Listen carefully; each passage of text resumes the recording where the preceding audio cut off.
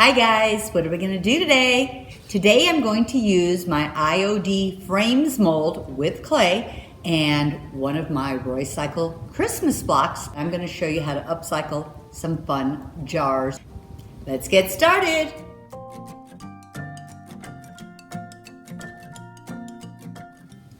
So I have these two jars I'm going to be working with today to make our project. So the first thing I want to do is I want to tape off where my frame will be on this glass. I know this is going to be the top on this one, but this is going to be the top on this one. I'm going to use this cute little frame right here. And this is my frames mold. I took my washi tape and I went like right here, just the inside of the mold and the inside of the mold. So these outside lines, I know that is where my frame is going to be, and I do not want decoupage paper on that. So let's do the same thing with this one.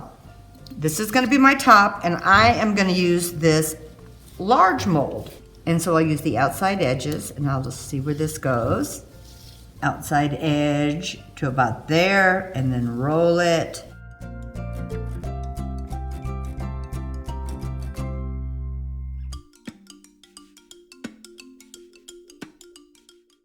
There we go. So I know right here to here is where I'm going to have my frame.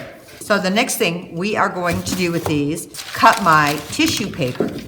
And on this project, I'd rather cut a little big than a little small, because then afterward I can trim that. Start at the outside edge of this tape. I'm going to go to the edge of this paper, and then I am just going to roll this. It looks like it'll just be the whole block. I think I'm going to cut this block just a little bit bigger.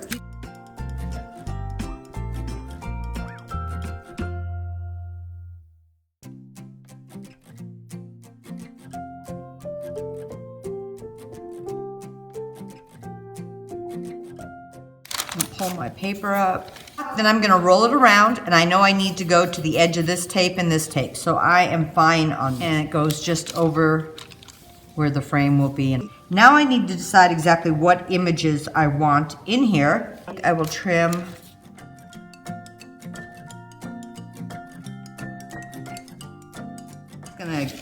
I'm just gonna see where I have the bottom of this jar, give myself a little extra once again. And I'm just doing the flush parts of the jar, the straight parts. So there we go. What I'm gonna do next, decoupage this paper to the outside of the jar. I don't need my tape anymore. I'm gonna be using my DIY liquid patina. I wanted to use something a little lighter weight. I didn't want to use a Mod Podge, even though I know that will dry clear. This will also dry clear.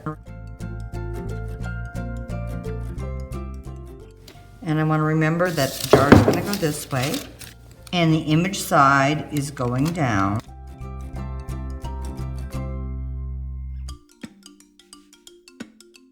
And I'm just using this real lightweight plastic bag. Press this in.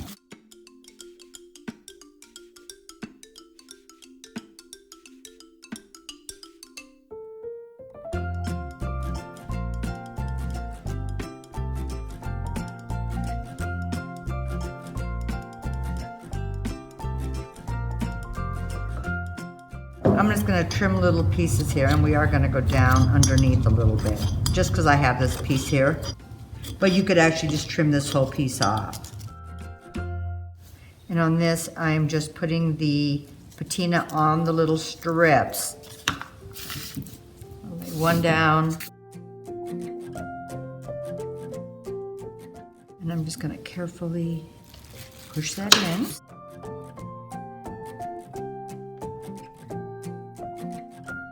So you're not going to have all those huge wrinkles if you slit it. When I overlap them like that, you're not going to have as many of the wrinkles because you're just overlapping them and laying them smoothly over each other.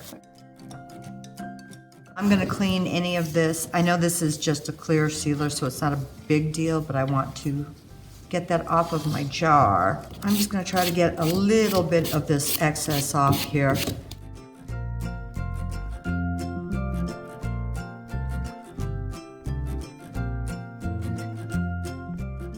And I'm using this light grit sanding block. But you want to make sure your paper's dry when you do this because it'll tend to rip if it's not. Now I'm just going to seal this with another layer of patina, and then I'm going to paint. Now when you re-wet this, it may want to start bubbling again and wrinkling, but when it dries, it should go flat. I'm gonna add some to the clear top and bottom because I will be painting that. Anywhere I'm not gonna be painting, I don't wanna put this. I'll clean it off. I'm just gonna put this on this bottom edge right here, and I put it on the top. You wouldn't need to, you just might need to use a couple layers of paint. This will just help the paint stick to your jar a little bit better. We're gonna put this one aside for a minute, and we're gonna do this little guy.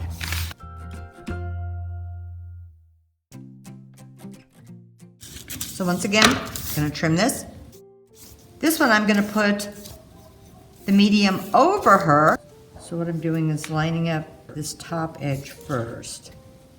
Try to get that straight. And this jar does go a bit at an angle. It makes it a little more challenging, but it's not bad. Smooth out this center piece. And like I did with the other one, I'm gonna make little slits. This is just my liquid patina again, and I'm just doing each little slit.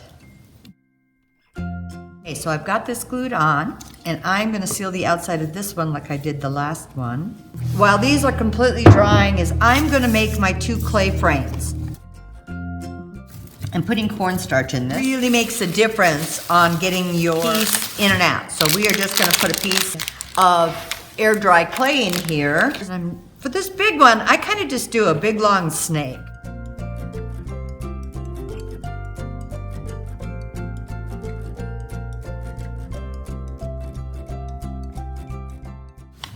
So I am going to be cutting the center of this one out anyway, so I'm just going to pop these out, and I'm turning them over and bending the mold, not the clay.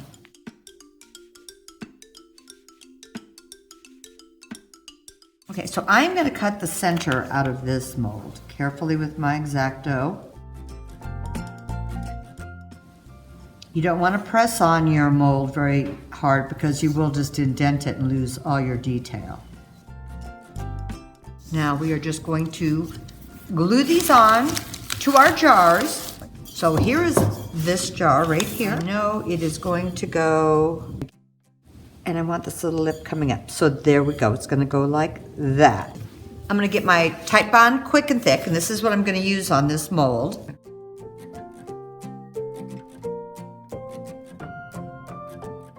I am just going to make sure it's not going to roll here, and carefully lift this up.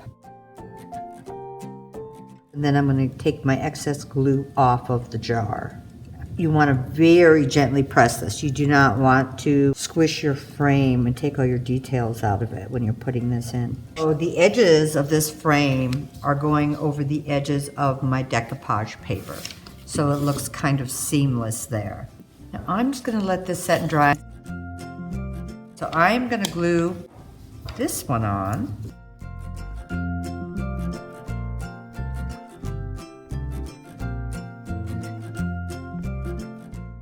So I'm just going to let both of these set for a few moments, get a little bit drier, and then we are going to paint them. Okay, so this is got a nice crust on it. It's not completely dry, but mostly, so I am going to paint it. I don't want to paint the opening of this, so I'll be painting the frame and everything else. I'm using my beadboard color. It's my DIY paint, it's an off-white. And since I sealed this paper already, what this is gonna do is it's going to brighten up the image on the inside.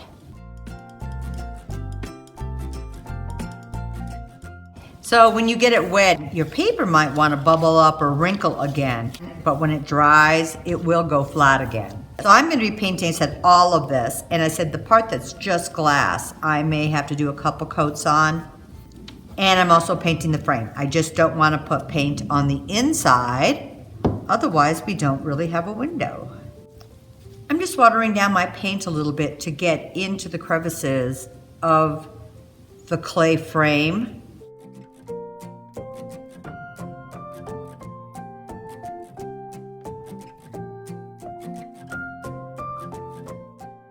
I've got both of these coated and dry, and now I'm just gonna put another coat of a sealer over the top of this. And this time I think I'm gonna use my big top. It's a little more heavy duty than just the liquid Pantina. So I'm gonna seal this really well with my big top sealer. This is a DIY product, but you can use any sort of sealer you would like. And I do not wanna put it over the glass part. And I'll let this one dry. We'll seal this big guy.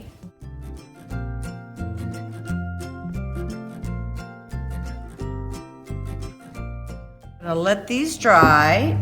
So these are completely dry. I actually let them dry overnight to make sure the clay was really, really hard. So I've done my base coat and then I've done a sealer. And now I'm going to use a darker color, and I'm using Old School.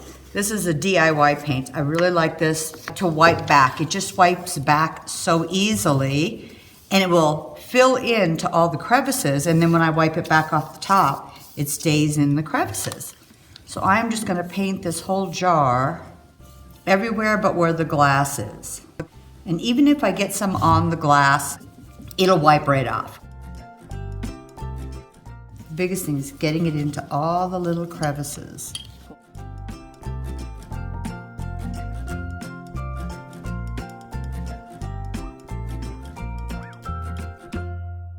And I'm gonna do the same thing with this small one. So I'm gonna let these two dry, and then we're going to wipe them back. These are dry. I am going to wipe them back. I'm gonna try to get paint on the glass off. Use something kind of pointy. It doesn't need to be an X-Acto. And this is a baby wipe I'm using. And I'm just going around these edges. Now I am just going to lightly rub back on my edges here.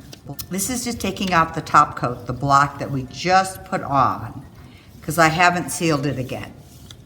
So it's just the dry paint over the sealer, over the white paint. See how easily that comes off? I just noticed that it really builds up on your baby wipe pretty quick, so you need to move it around. Otherwise, you're just moving your black paint around.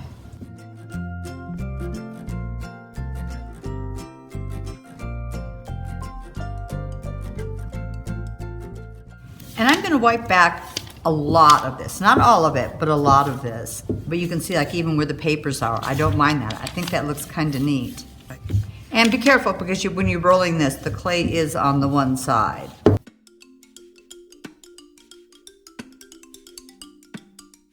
I'm gonna do the same thing with this one. What's kind of fun with this one is it has all these ridges.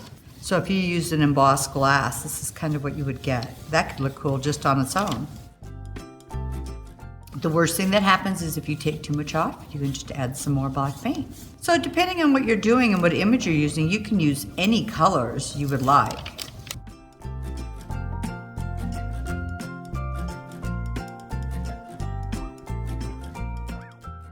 Okay, now I am just going to seal these. I'm using my big top from DIY, and this is just a clear finish, a water-based finish, and you can use any finish you would like over this. You could even use wax. Since this paint is reactivated by the water, it may take a little even more off the black. Let this little guy dry, and we'll start on this big one. But you can also see that when you put the sealer on, it brings out the vividness of the color. Like the black will get a little bit darker. It's kind of cool how that works. I think I got it all. So I'm gonna let this dry, and then we're gonna put our light in. So for the lighting for these, since this is a small jar and it's open at the top, I just used a little tea light in there. But you could use just a little flicker light in there also. This one was a lot larger and needed a little more powerful light, so I have an LED light in here. And also because it's upside down, the candle would go out. But I'm gonna show you what I did. I cheated, and I have a little flashlight. Okay guys, wasn't this fun? Well, we used just a few products that we just had lying around, like our bottles. So depending on what mold you use, you could have a bigger window or a smaller window. And of course, any decoupage papers. I love my new Christmas blocks from Roycycle, so they just turned out beautiful to have this. I think the coolest part is there is like a panoramic view in here if your window is big enough. And my DIY paints. I hope you guys try this out. I would love to see what you do, but no matter what you do, be sure to have fun.